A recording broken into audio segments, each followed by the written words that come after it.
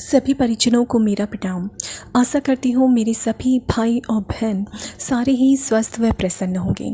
हम महाशक्ति की लोक यात्रा को स्वाध्याय कर रहे थे और इसी में अब तक 3 वीडियो हमारी बन चुकी हैं और ये 4th वीडियो। अखंड ज्योति संस्थान के आंगन में माता भगवती प्रायः सभी की माताजी बन गईं।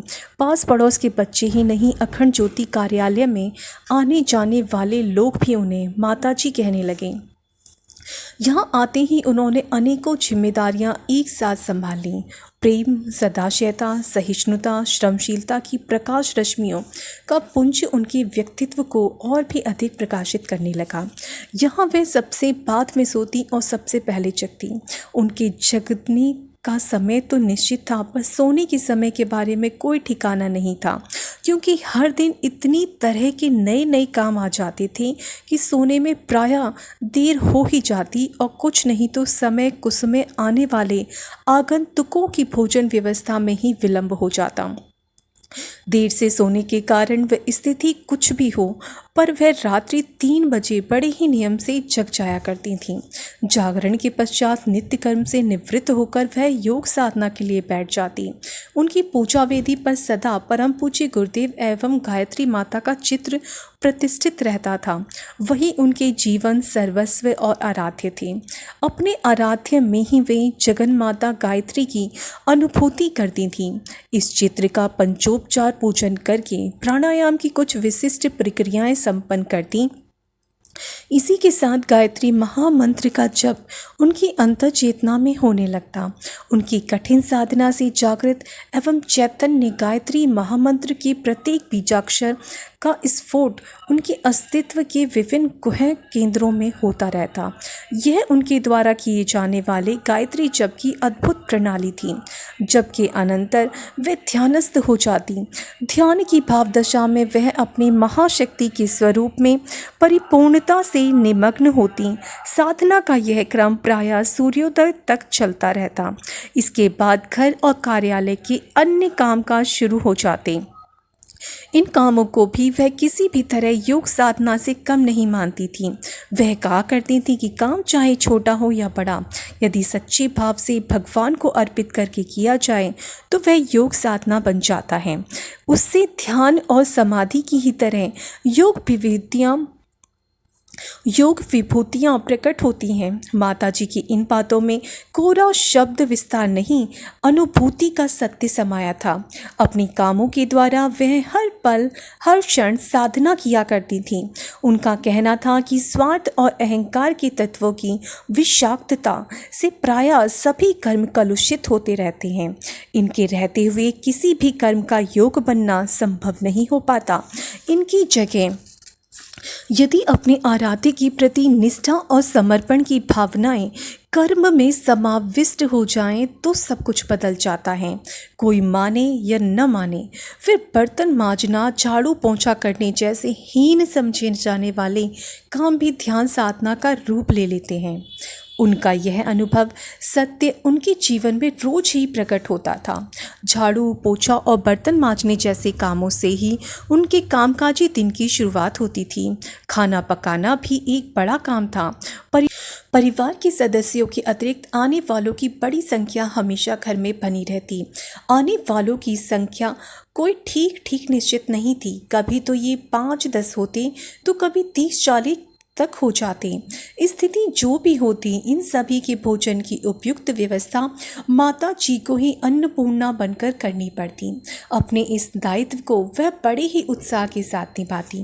भोजन करने वालों को बनाए गए भोज्य पदार्थों के साथ माँ के प्यार का भी अलौकिक आनंद मिलता। अथक परिश्रम वाले इस कार्य को करते हुए किसी ने कभी उनको चिड़चिड़ाते या परेशान होते हुए नहीं देखा।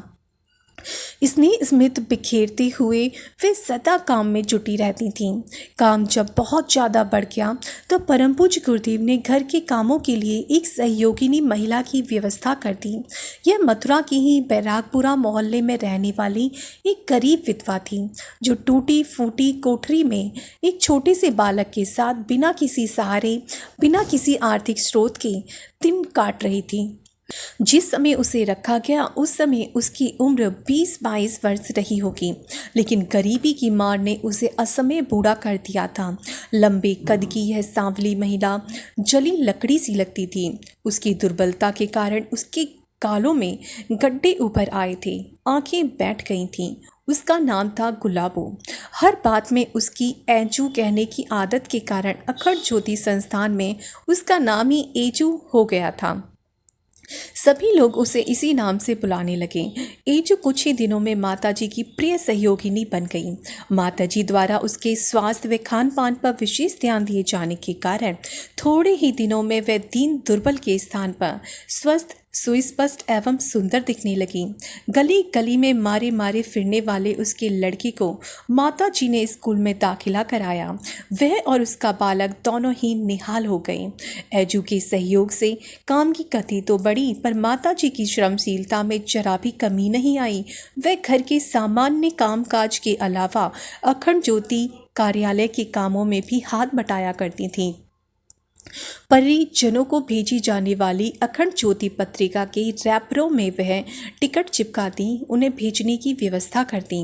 पाठकों एवं परिजनों के जो पत्र कार्यालय में आते थे उनकी उत्तर लिखने में गुरुदेव की सहायता करना माता जी का प्रिय कार्य था। गुरुदेव के साथ बैठकर वह अपने पास पत्रों का ढेर जमा कर लेती। इसके बाद एक एक पत्र पढ़कर गुरुदेव को सुनाती जाती और वे उत्तर लिखते जाते। पत्रोत्तर देने का यह कार्य बड़ी ही तीव्र गति से संपन्न होता। जितनी देर में माताजी पत्र पढ़ती उतनी देर में गुरुदेव उत्तर लिख देते। एक बैठक में कम से कम 100 पत्रों के जवाब देने का कार्य संपन्न होता। इन दिनों को याद करके माताजी उन दिनों की याद करके माताजी बाद में बताया करती थीं कि गुरुदेव तो सारे दिन अति व्यस्त रहते थे। उनका रात्रिकाल भी प्रायः साधना और समाधि में गुजरता था। बस पत्र लिखने का ही समय ऐसा था जब मुझे उनका संग साथ मिल पाता था। इन्हीं क्षणों में कभी कभार एक आध घर परिवार की बातें हो जाती। वैसे सामान्यतः घर परिवार की बातों की तरफ से उन्होंने गुरुदेव को पूरी तरह से निश्चिंत कर रखा था। रिश्ते, नातेदार, परिवार, सगे संबंधी सभी की देखभाल और भगत का जिम्मा वही अकेली निभाती थी। उनके प्यार भरे बर्ताव से सभी संबंधी एवं कुटुंबी प्रायः अभिभूत बने रहते थे। अखंड ज्योति संस्थान के निवास के इन्हीं प्रारंभिक वर्षों में वह 2 संतानों की जननी बनी। उनकी पवित्र कोख से पहले मृत्युंजय शर्मा और बाद में शैलबाला का जन्म हुआ। धन्य हैं ये विशिष्ट विभूतियाँ जिन्हें विश्व जननी ने अपनी कोख में रखा। अपने इन बच्चों को उन्होंने घर में सतीश और शैलो बुलाना शुरू किया। पारिवारिक सदस्यों के बीच सदा ही इनका यही नाम रहा। अपने इन बच्चों के भाव विकास के साथ उनकी दैनंदिन गतिविधियां यथावत चलती रहीं। उन दिनों उनके कामकाज को देखकर आने जाने वाले आगंतुक, सगी संबंधी, परिवार के सदस्य सभी हतप्रभ व हैरान रहते थे। उन्हें यह अचरज होता था कि माताजी इतना काम करती हैं, उन्हें थकान क्यों नहीं लगती है। कई बार तो वे ऐसे काम कर डालती जिन्हें करना कई व्यक्तियों के सामूहिक श्रम से संभव होता। ऐसे ही एक बार उन्होंने एजू को साथ लेकर मकान की पुताई कर डाली। घर और कार्यालय के सभी आवश्यक कामों को नियमित रूप से निपटाते हुए पूरे मकान की पुताई करना किसी बड़े आश्चर्य से कम न था, परंतु उन्होंने अपने अकेले के दम पर सब कुछ कर ही डाला। एजू यदा कदा उनके इस तरह दिन रात काम में लगी रहने के रहस्य के बारे में पूछ लेती थी। उसकी सवाल पर कभी कभी तो वह हंस देती और कभी थोड़ा गंभीर होकर कहती। मन में समर्पण की तीव्रता हो तो वज्र भी फूल हो जाया करता है। मेरे लिए हर काम, चाहे वह बर्तन मांजना, झाड़ू लगाना हो या फिर आचार्य जी के पास बैठकर पत्र लिखने में मदद करना, अपने को उनके चरणों में उड़ेलने, समर्पित करने का माध्यम है। मैं जितना ज़्यादा काम करती हूँ मुझे उतना ही ज़्यादा लगता है कि मैं अपने आप को उन्हें दे रही हूँ। ध्यान में मुझे अपने आराध्य के साथ एकात्मता का जो आनंद मिलता है उसी की प्राप्ति घर और कार्यालय के इन साधारण समझे जाने वाले कामों में भी होती है। इस तरह के अनेक कामकाज के बीच उनके मातृत्व का विस्तार भी तीव्र गति से हो रहा था। उनकी वात्सल्य संवेदना सतत अपना विकास करती जा रही थी। मातृत्व के विस्तार की सजल संवेदना की छुअन से आने जाने वाले बस अभिभूत हो जाते थे। अखंड ज्योति संस्थान में आकर उन्हें हमेशा ऐसा लगता जैसे वे अपनी सगी माँ के पास आए हैं। इनमें से कईयों को माताजी अपनी सगी माँ से कहीं बढ़कर लगती। वे अनुभव करते कि सगी माँ तो फिर भी कभी थकान, परेशानी अथवा कार्य व्यस्तता वश अपने बच्चों को नजरअंदाज कर देती है, लेकिन माताजी का प्यार कभी कम नहीं पड़ता। सगी माँ बच्चों के बड़े हो जाने पर उन पर उतना ध्यान नहीं देती, पर माताजी के लिए बच्चे सिर्फ बच्चे हैं। वे छोटे हों या बड़े, वे जैसे अपने बच्चों की साज संभाल के लिए ही अवतरित हुई हैं। घर परिवार के दायित्व और कार्यालय के कामकाज की व्यवस्थाएं कितनी भी क्यों न होती, परंतु माताजी के मातृत्व का आंचल कभी भी छोटा न पड़ता। दिनों दिन उसका विस्तार व्यापक होता जा रहा था। इन्हीं दिनों उन्होंने ओम प्रकाश एवं दया के जीवन को संवारा। सतीश, मृत्युंजय शर्मा एवं शैलबाला भी बड़े होकर रहे थे। उनकी पढ़ाई लिखाई की देखभाल भी उन्हें ही करनी पड़ती थी। बच्चों में जैसा कि अक्सर होता है, उनमें चंचलता, नटखटपन की बहुलता होती है। उनके इन बच्चों में भी यही बात थी, लेकिन बच्चों को मारने पीटने पर माताजी का विश्वास बिल्कुल भी न था। उनका मानना था कि बच्चों को बिना थके प्यार से समझाते रहना चाहिए। जिस दिन उन्हें औचित्य समझ में आ जाता है, वे शरारत करना छोड़ देते हैं। हालांकि यह स्थिति कहने में जितनी आसान और साधारण लगती है, करने में उतनी ही जटिल और परेशानी पैदा करने वाली है। इसमें बड़े धैर्य एवं ममता की ज़रूरत पड़ती है और कभी कभी कठिन पलों से भी गुजरना पड़ता है। माताजी के मातृत्व को भी ऐसे पलों का सामना करना पड़ा। वह मार्च 1941 का समय था।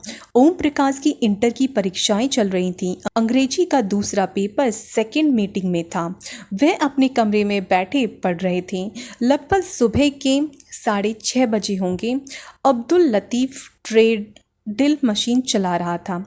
माताजी के संबंधियों में से एक चंदा कंपोज कर रहे थे। इतने में सतीश ऊपर से आए और उनने अपना हाथ अचानक मशीन के दांतों में डाल दिया। भैया, चंदा काफ़ी जोर से चिल्लाए। ओम प्रकाश भागे भागे आए। उन्होंने देखा सतीश चुप है। उठाकर गोद में ले लिया और सिर पर हाथ फेरा। उनको ऐसा लगा कि शायद चोट सिर में लगी है। तभी चंदा ने बिल्कुल सुबकते हुए कहा, भैया हाथ देखने पर पता चला कि हथेली आधी पलट गई है, उंगलियां लटक रही हैं। इस हृदय विदारक दृश्य को देखकर उन्होंने ताईजी और माताजी को आवाज़ दी।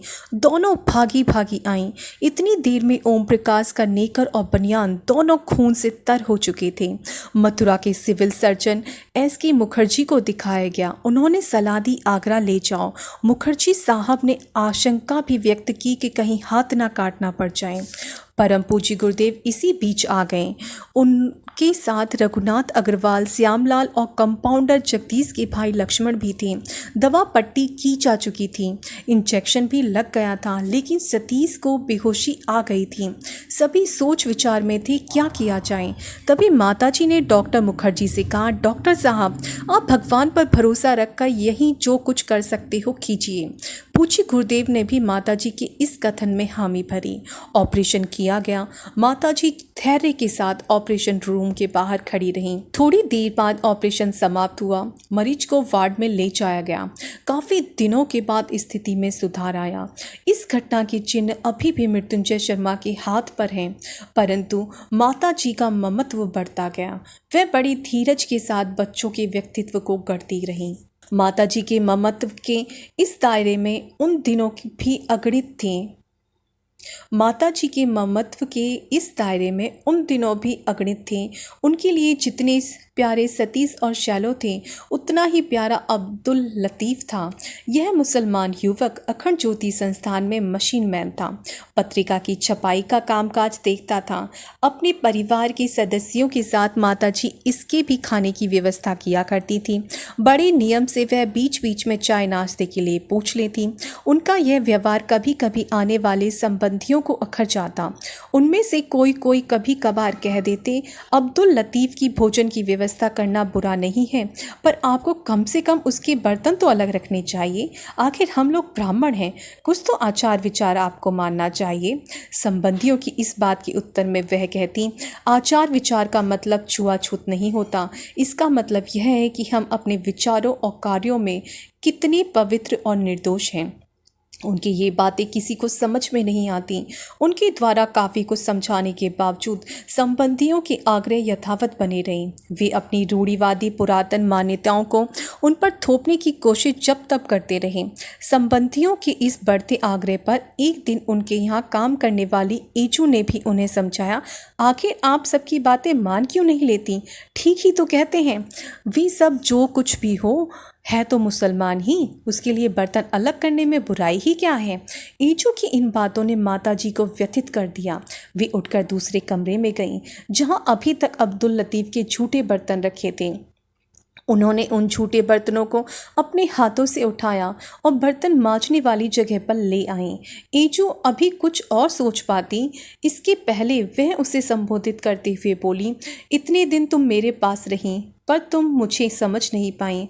अरे मैं सिर्फ माँ हूँ, हिंदू की भी माँ, मुसलमान की भी माँ। मेरे लिए जैसे ओम प्रकाश और सतीश हैं, वैसे ही यह अब्दुल लतीफ़ है। उनकी इन बातों को सुनकर ईचू हतप्रभ रह गई। उसे थोड़ी देर तक समझ ही न आया कि वह क्या बोले। जब तक वह कुछ बोलती, तब तक तो माताजी ने अब्दुल लतीफ़ के झूठे बर्तन अपने हाथों से धो डाले। ईचू को लगा जैसे वह कोई मायावी नहीं, देवी हूँ। थोड़े दिनों के बाद पता नहीं किस तरह इस बात का पता अब्दुल लतीफ़ को भी लगा। सब कुछ सुनकर उसकी आंखों से आंसू आ गए।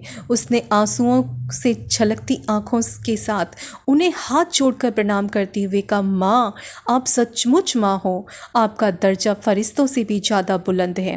आप फातिमा बी की तरह मुकद्दस हो। वह हाथ जोड़े ऐसी ही कितनी बातें उनके सामने भाव विहल स्वर में करता रहा। जब वह वहाँ से चली गई तो उसने उस जगह की धूल अपने सिर माथे पर लगाई और वहाँ लेटकर प्रणाम किया। मातृत्व के इस अनंत विस्तार का परिचय किन्हीं विलक्षण क्षणों में वह स्वयं भी दे देती थी। एक बार एक प्रखर गायत्री साधक राम संजीवन अखंड ज्योति संस्थान आए।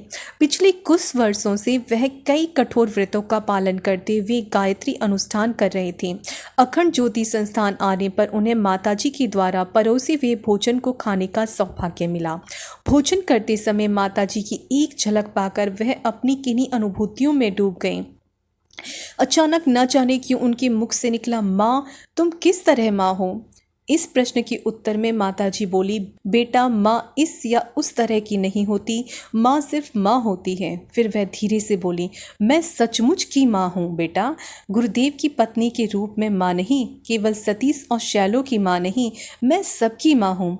माताजी के इन वचनों को सुनकर गायत्री की प्रखर साधक राम सजीवन को लगा जैसे कि आज वे गायत्री के तत्व और सत्य का साक्षात्कार कर रहे हैं। गायत्री माता ठीक उनके सामने खड़ी हैं। बाद में उन्हीं की सक्रिय प्रेरणा से तो गायत्री तपोभूमि का निर्माण हुआ। आशा करती हूँ आप सभी को ये संस्मरण अच्छे लगे होंगे और ये सुनने के बाद आपके मन में माताजी के प्रति श्रद्धा थोड़ी और बढ़ गई होगी। इन्हीं शब्दों के साथ मैं अपनी वाणी को विराम देती हूँ। मेरे सभी परिजनों को, सभी भाई और बहनों को मेरा प्रणाम। जय गुरुदेव।